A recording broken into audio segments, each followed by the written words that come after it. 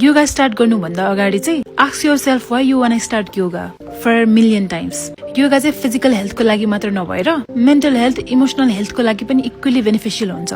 यसमा overnight tip and tricks भन्ने केही पनि हुँदैन। कन्सिस्टेन्सी इज द ओन्ली की। योगा चाहिँ आफ्नो इनर सेल्फसँग कनेक्ट हुने हो। कसैलाई हेरेर मोटिभेट हुनु भएको छ भने त्यो मोटिभेसनलाई चाहिँ तपाईले डिसिप्लिनमा ढाल्न सक्नुपर्छ। कसैलाई देखेर इन्स्पायर भएको हो भने चाहिँ त्यो अलि दिनमा चाहिँ त्यो सेलाउँदै जान्छ। तर तपाई आफैले बुझेर जानेर गर्न खोज्नु भएको छ भने चाहिँ तपाई आफै कन्सिस्टेन्टली गर्न थाल्नुहुन्छ कि मनदेखि नै।